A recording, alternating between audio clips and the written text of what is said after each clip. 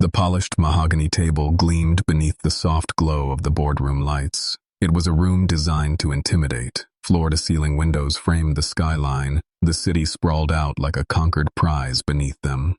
Adrian Sterling sat at the head of the table, his tailored suit pressed to perfection, his posture as precise as the pen aligned with his notepad. He was the sort of man who rarely raised his voice because he didn't have to. Power carried its own volume.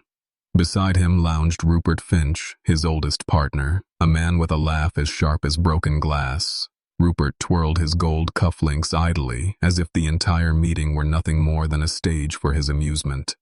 And across from them, legs crossed, smile perfected like a weapon, sat Vanessa Hayes. She was elegance wrapped in silk, her engagement ring catching the light every time she lifted her glass of water, as though reminding everyone in the room who she belonged to, and by extension, what she owned. At the far end of the table, quietly arranging documents, was Elena Carter. She moved with the practiced efficiency of someone used to being overlooked. Her dark hair was pinned neatly back, her blouse simple, her expression unreadable. She did not speak unless spoken to, did not linger longer than necessary. To most, she was invisible. To Vanessa, she was an irritant, existing too close to the circle she believed was hers alone. The discussion had turned from quarterly reports to the firm's upcoming annual gala, a night when clients, investors, and high society mingled in glittering ballrooms under chandeliers worth more than most salaries. Vanessa, always eager to dictate appearances, leaned forward, her eyes narrowing on Elena. "Adrian, darling," she said, her voice dripping with mock concern. "You do invite all the important employees, don't you? Not everyone, of course. One must be selective." Rupert chuckled, seizing the cue. "Imagine the entire office staff descending on the gala. Can you picture it? Secretaries balancing champagne glasses, interns gawking at the art on the walls." He smirked. "And Elena here? Though I suppose she might come in her office uniform." Vanessa's laughter chimed like crystal striking marble. "Oh, Rupert, don't be cruel. She wouldn't dare, would she?" Her eyes slid toward Elena, sharp and dismissive, as though daring her to react. Adrian had not intended to involve his assistant in their little game, but the baiting was too easy. He tapped his pen once, then looked up at her for the first time that afternoon. "Elena," he said, his voice smooth, almost bored, "you are cordially invited to the gala this Saturday evening." The room stilled for a beat, the words hanging like smoke. Rupert's grin widened, and Vanessa's lips curled in satisfaction. The trap was set. They expected stammering excuses, perhaps a flush of embarrassment. But Elena did not falter. She straightened the stack of documents in her hands with meticulous care, then lifted her eyes to Adrian. They were calm, dark, and unwavering. "Thank you, Mr. Sterling," she said, her tone polite, steady. "I will consider your invitation." The air shifted. Rupert blinked, his smirk faltering. Vanessa tilted her head, her smile freezing mid-curve. "Consider?" Vanessa repeated, the word sharp as a knife. "Do you have something better to do on a Saturday night?" For the first time, a glimmer of steel flashed in Elena's gaze. "I always have options, Miss Hayes," she replied softly. "Some simply aren't worth my time." The silence that followed was suffocating. Rupert coughed into his fist, uncertain whether to laugh. Vanessa's painted smile cracked, revealing something brittle beneath. And Adrian found himself staring at the woman he had dismissed for years. Something, an unsettled rising in his chest. Elena lowered the papers onto the polished table, as though they were glass. Then, without haste, she gathered her pen, her notebook, and stepped back from the chair. At the doorway, she paused, her hand lightly brushing the frame. "One question, Mr. Sterling," she said, her voice unhurried, but carrying to every corner of the room. "Does this invitation come with any particular intention?" Adrian's throat tightened. Vanessa watched him like a hawk, waiting for his answer. Rupert leaned forward, curious. "We just want everyone to have a good time." Adrian lied smoothly, though his voice sounded strange even to his own ears. Elena studied him for a heartbeat, her expression unreadable. Then she nodded once, firmly. "I understand. Good afternoon." The door clicked shut behind her, leaving the boardroom heavy with unspoken words. Rupert finally broke the silence with a bark of laughter. Did you hear that? Options.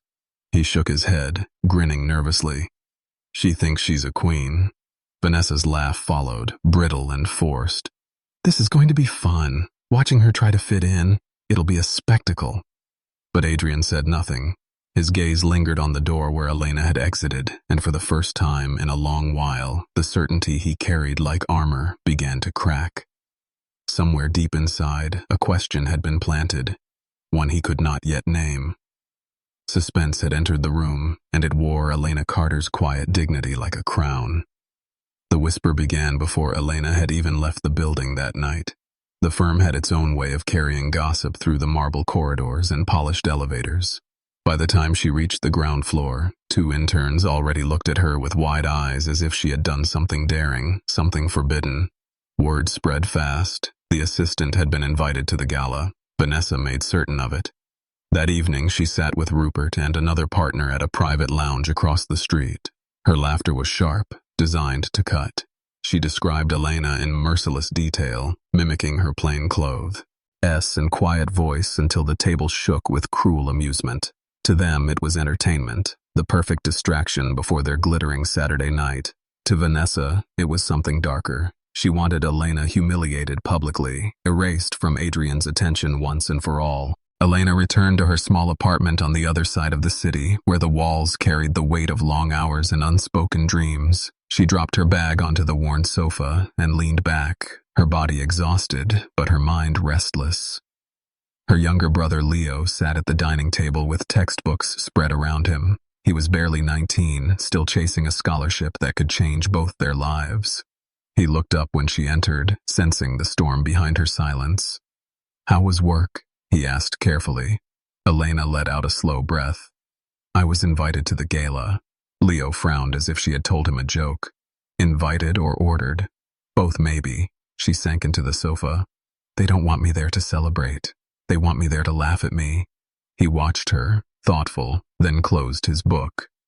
"You already know what that means. They're terrified." She gave a bitter smile. "Terrified of me? I'm just an assistant, Leo." "You're more than they see," he said firmly, "and you've survived worse than laughter." But Elena felt the trap tightening. She could hear Vanessa's voice echoing in her mind, sharp and mocking. She could imagine Rupert whispering to clients, setting the stage for her humiliation. A part of her wanted to hide, to pretend illness and avoid the spectacle altogether. Yet another part of her burned. For 3 years she had carried coffee into rooms filled with men who never learned her name. She had listened to their secrets, their arrogance, their disdain. She had endured. But why should endurance be the limit of her strength?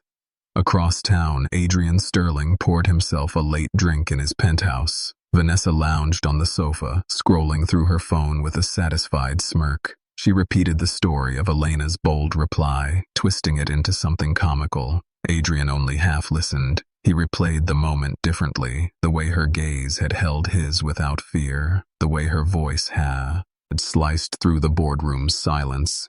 It unsettled him in a way he refused to admit. The city outside glittered with 1,000 stories, but in that moment 2 stood out. One was a woman sitting in a small apartment, weighing her dignity against the certainty of cruelty. The other was a man in a glass tower, sipping whiskey and wondering why a single assistant's voice refused to leave his mind. Suspense hung in the air like a storm cloud waiting to break. Elena rose from the sofa at last. Her decision had not yet taken full shape, but her eyes carried the first spark of defiance. If they wanted her at the gala, then perhaps it was time to show them that dignity could not be purchased, mocked, or erased. And when she whispered goodnight to Leo, he saw that spark too and smiled. They were waiting to laugh at her, but they had no idea who she really was. The city seemed to hold its breath as the gala approached. By Friday morning, the entire firm buzzed with whispers, each hallway echoing with speculation.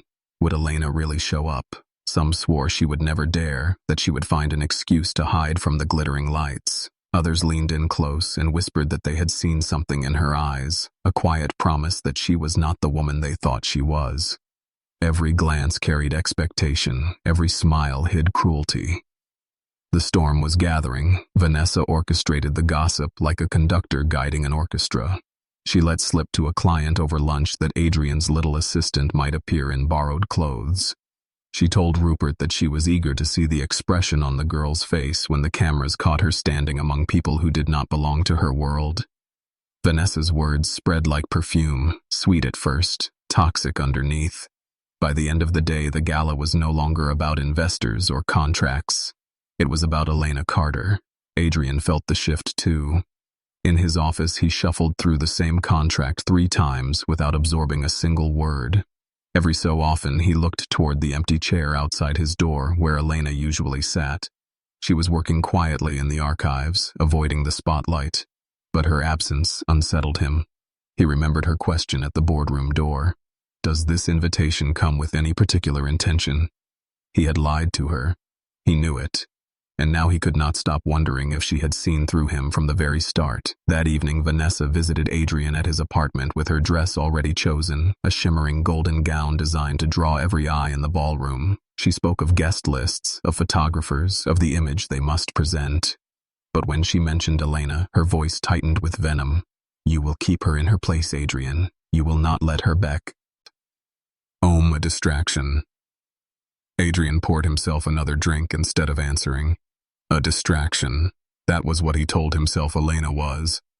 Yet the thought of her walking into that ballroom refused to leave his mind. Meanwhile, across the city, Elena opened a small wooden box she had kept hidden beneath her bed.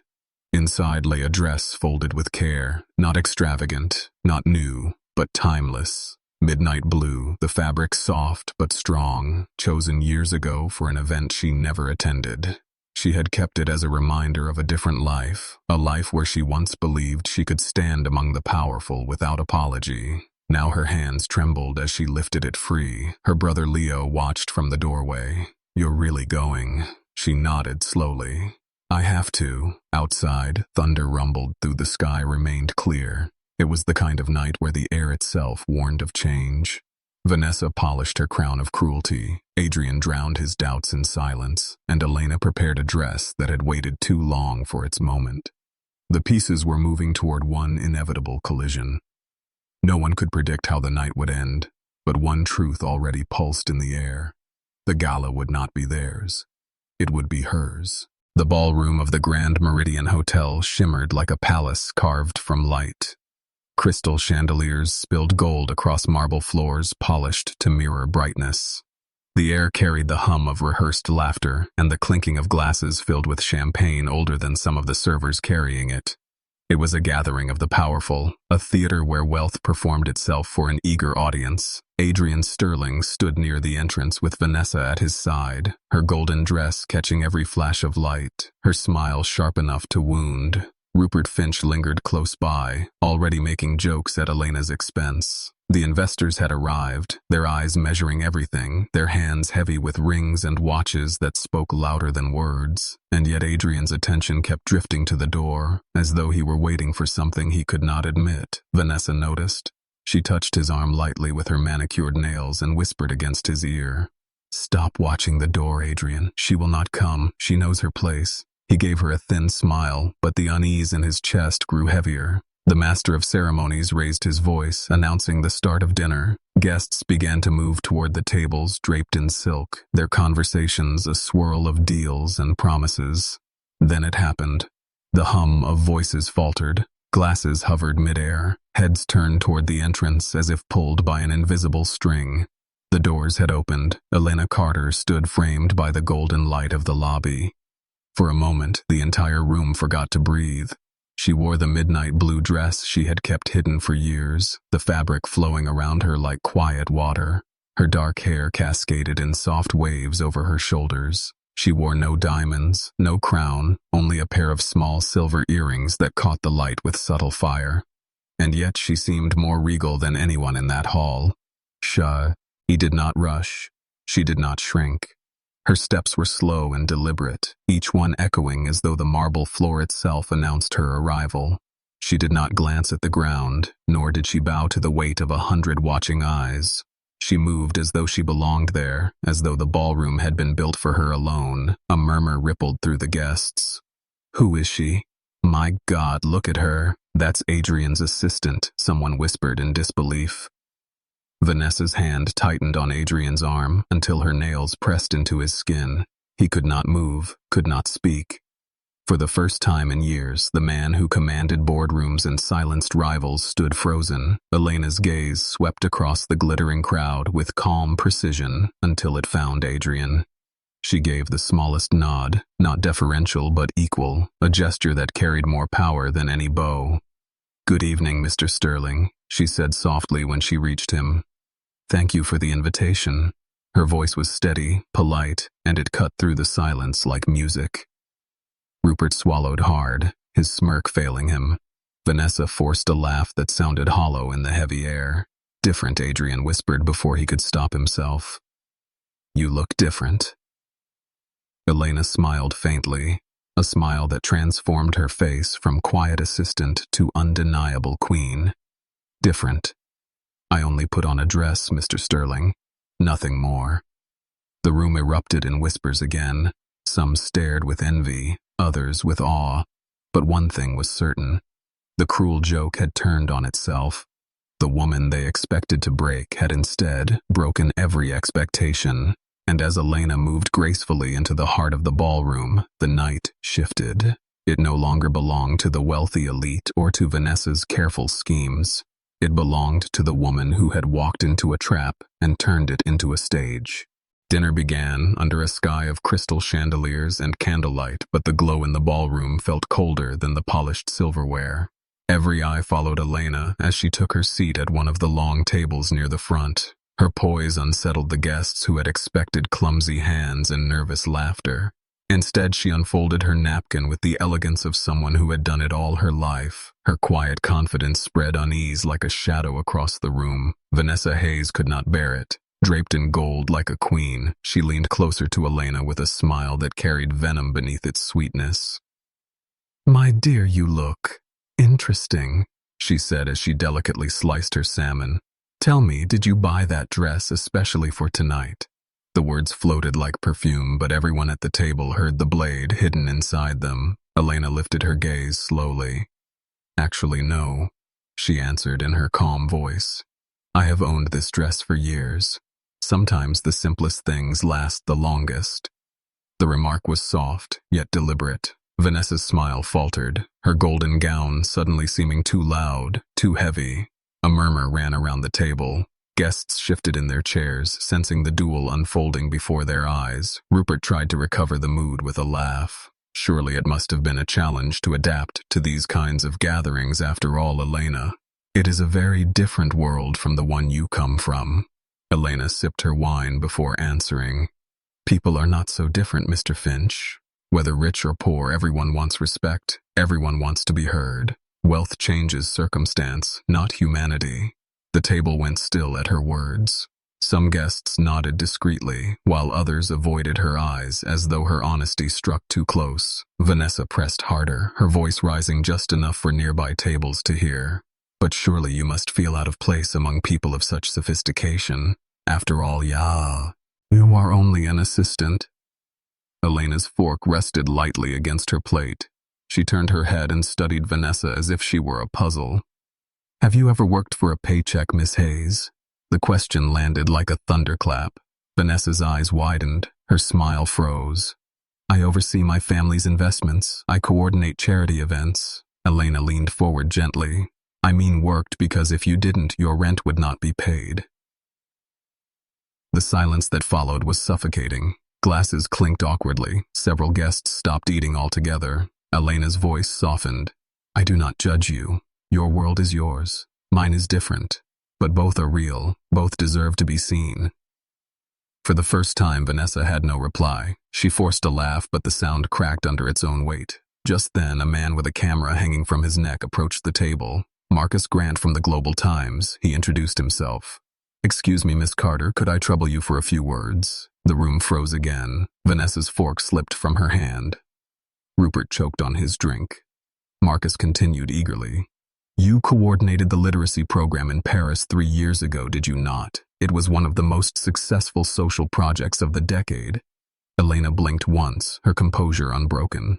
"Yes, I worked on that program," she said simply. Gasps rippled across the table. Vanessa went pale. Rupert's grin collapsed into silence, and Adrian Sterling felt the world tilt beneath him.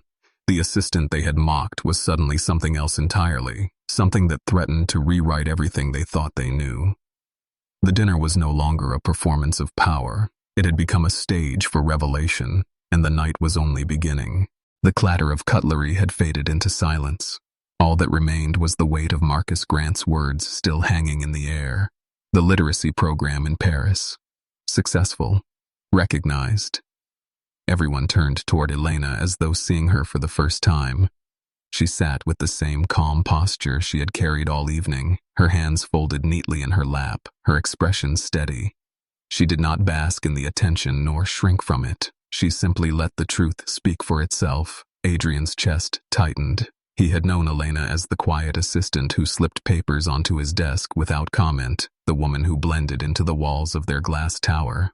But this was something else. He remembered a client mentioning the Paris project years ago, praised for its ability to unite families from different nations. He had never connected the story to her until now. His mind raced, and for the first time he realized just how blind he had been. Before Marcus could press for more details, another voice rose above the din, deep, commanding, accented with a trace of French. "Elena, my dear Elena." Head swiveled toward the entrance where a silver-haired man in an impeccable suit strode confidently across the ballroom. It was Ambassador Dubois, one of Europe's most respected diplomats, and a longtime investor in the firm. To everyone's astonishment, his stern face softened into a genuine smile as he approached her. He took both her hands and kissed them warmly. "What a joy to see you here. When I saw your name on the guest list, I wondered if it could truly be you. The woman who restored dignity to so many forgotten families in Paris." Rupert's jaw nearly dropped into his plate. Vanessa's grip on her wine glass tightened so hard it threatened to shatter. The ambassador turned to Adrian, his brow furrowed. "Sterling, do you even realize the treasure who has been working under your nose?" Adrian opened his mouth, but no words came. The ambassador continued proudly. She was the heart of that program. It was not charity, it was transformation. She coordinated teachers in 5 languages and convinced governments to fund it when no one else believed it could succeed. I told my colleagues often she has more grace in her soul than most politicians have in their entire careers. Gasps and murmurs filled the air again. Guests leaned forward, desperate to hear more. Cameras clicked discreetly. Marcus scribbled furiously in his notebook. Elena remained composed, though a faint blush touched her cheeks. "Thank you, Ambassador," she said gently, "but it was not mine alone. Many voices built that program. I only carried the pieces together." Vanessa could not stand it. She let out a sharp laugh, though it trembled. "How touching," she sneered. "But surely we are not to believe that our quiet assistant is some international heroine." Perhaps the ambassador remembers with too much nostalgia. The ambassador's gaze cut toward her sharp as steel. "I do not exaggerate, Miss Hayes. I state facts. Your assistant, as you call her, gave hope where there was none. If you cannot see that, then it is your blindness, not hers." The ballroom erupted in whispers. Vanessa flushed scarlet. Rupert looked away, pretending to study his plate. And Adrian felt something ignite inside him. Shame for never asking who Elena truly was. Admiration that she had stood beside him all these years with such quiet strength. And something else, a stirring he could not yet name, but which shook the ground beneath his carefully built life. The music resumed faintly in the background, but the atmosphere had changed. No longer was Elena the target of a cruel joke. She was a force reshaping the room with every breath. And though the night still held traps and venom waiting in the shadows, one thing was clear. The balance of power had shifted forever. The night ended with polite applause and forced smiles, but beneath the glittering surface, the city was already awake to a different story. By dawn, the first videos appeared online, grainy clips of Elena stepping through the ballroom doors and the hush that followed. Soon, the footage of her poised responses to Vanessa's jabs spread across every platform. Within hours, headlines blazed across screens. The assistant who silenced the elite. Who is Elena Carter, the forgotten heroine of Paris? In Adrian's penthouse, the television played the loop again and again. He stood motionless, coffee cooling in his hand as he watched Elena's face fill the screen. Reporters praised her humility, her elegance, her record of service. Viewers flooded the comment sections calling her the real star of the gala. And threaded through it all was a quiet undertone of anger at the way she had been treated by the firm. At the office, chaos erupted. Phones rang without pause. Journalists demanded interviews, clients questioned the firm's values, activists called out elitism. Employees who had barely noticed Elena before now whispered her name in awe. She had become a symbol overnight, not of scandal, but of dignity revealed in the face of cruelty. Rupert Finch stormed into Adrian's office, red-faced and furious. "This is a catastrophe," he shouted, slamming the newspaper onto the desk. "Look at this headline. Our arrogance exposed. All because you insisted on inviting her." Adrian said nothing, his eyes fixed on the article.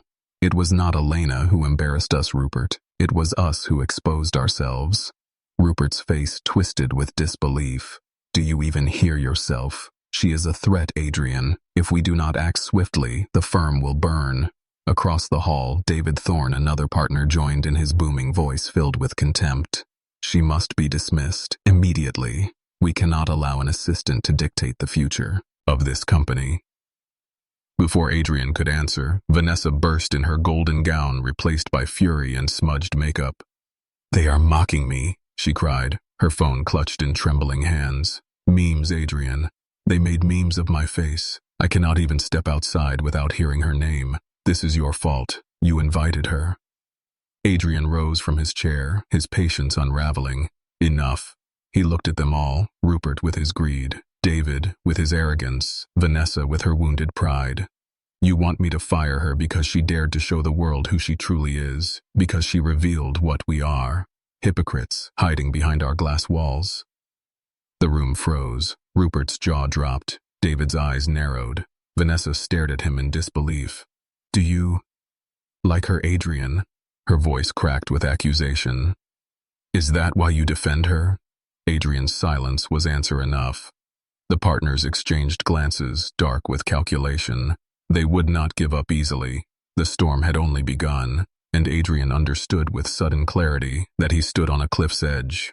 On one side lay the life he had built, his wealth, his reputation, his fiancée. On the other side stood Elena Carter, with nothing but her truth. The world outside the firm was already choosing its side. Cameras gathered at the doors, reporters shouted her name, strangers carried her image like a banner. What began as a cruel joke had become a revolution, and Adrian knew the next move would decide everything. The boardroom was no longer a place of polished confidence, it had turned into a war chamber. The blinds were drawn, the air heavy with tension. Rupert paced back and forth like a predator trapped in its own cage, while David Thorne sat rigid, his hands clasped tightly on the table. Vanessa leaned against the wall, her eyes sharp and glittering with vengeance. And at the head of the table sat Adrian Sterling, silent, watching them all as if measuring the weight of his own future. "We cannot delay." Rupert snapped. "Every hour this continues, she grows stronger. The firm looks like a nest of elitists who exploit their staff. Investors are nervous, clients are demanding answers. Do you understand, Adrian? She must be dismissed now before she destroys everything we built." Adrian's voice was calm, but carried an edge of steel. "Everything we built, Rupert. Or everything we pretended to build." David's jaw clenched. "Do not moralize now. This is business. That girl is nothing but an assistant, replaceable, disposable." Vanessa stepped forward, seizing the moment, her voice dripping with poison. "Admit it, Adrian. You are captivated by her. That is why you hesitate. You think she is special. She is not. She is an intruder who stumbled into the spotlight. If you do not end this tonight, then you are not just risking the firm. You are risking me." Her words hung like a blade. Adrian met her gaze, and for the first time saw not the woman he thought he knew, but a reflection of every shallow cruelty he had turned a blind eye to. He realized then that his silence over the years had been her ally. Every time he looked away, every time he let a sneer pass unchallenged, he had become part of the rot that now threatened to consume him. The ultimatum came swift and merciless. Rupert slammed his hand on the table. "You have until tomorrow morning, Adrian. Fire Elena Carter, or we will move to remove you from your own firm. Do you understand? The words struck like thunder. Even Vanessa gave a satisfied smile as though the verdict had already been sealed. Adrian leaned back in his chair, the weight of their demands pressing on him. In that moment, memories surfaced unbidden. Elena standing in the doorway asking if the invitation carried intention. Elena's calm voice telling Vanessa that dignity could not be bought. Elena in her midnight blue dress, commanding the room without effort. She had shown him more truth in a single evening than these people had in years of partnership. He rose slowly, his voice low but dangerous. You want me to betray her so you can protect your illusions? No, I will not. Rupert froze, his face dark with fury. David muttered in disbelief. Vanessa's lips parted in shock. Adrian's decision had been made and there would be no retreat. The storm outside gathered force. Reporters swarmed the building. Social media pulsed with Elena's name, and inside the boardroom the foundations of power cracked. Adrian knew he had set himself against the very machine he had helped build. The fight ahead would be brutal, but for the first time in his life, he no longer feared losing everything, because for the first time, he had something worth standing for. The storm finally broke at the most delicate moment. The firm had arranged a dinner at the Imperial Orchid, one of the most exclusive restaurants in the city.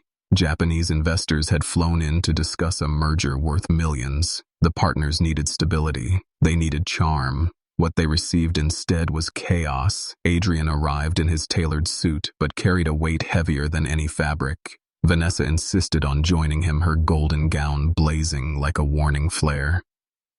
Rupert and David were already at the table with the investors, bowing politely, trading pleasantries, masking their fear behind forced smiles. For a brief moment, Adrian thought perhaps the evening would remain steady. But then one of the investors raised his glass with a quiet smile. We saw the video of your employee, Elena Carter, he said.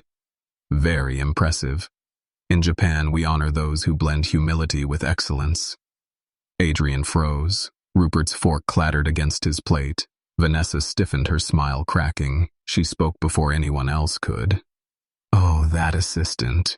Social media loves to exaggerate, she said, her tone sweet but edged.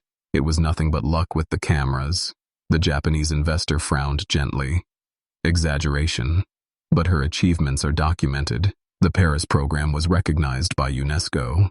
She is clearly remarkable. David tried to shift the topic, but Vanessa's pride had already ignited. Please, she scoffed. She is just an assistant. She files papers, brings coffee. Let us not pretend she is some saint. The silence that followed was devastating. The investors exchanged looks of disbelief. One finally spoke, his voice cold. Did you just belittle your colleague's accomplishments? Adrian's pulse roared in his ears. He saw the disgust in their eyes, the judgment pressing down on him. Before he could intervene, Vanessa leaned forward, her voice rising. I am tired of this charade. Everyone treating her as if she matters. She does not belong here. She is nothing. Nothing. The investors pushed back their chairs. One dabbed his mouth with his napkin, his expression stone. Respect is the foundation of partnership. What we have seen tonight tells us enough. We cannot proceed.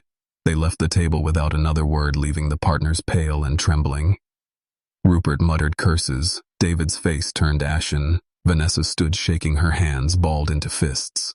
Perfect, she shrieked. Now, because of that woman, we have lost everything. Because of that woman. Adrian rose, his voice thunderous. No, Vanessa. Because of you. The table rattled with the force of his words.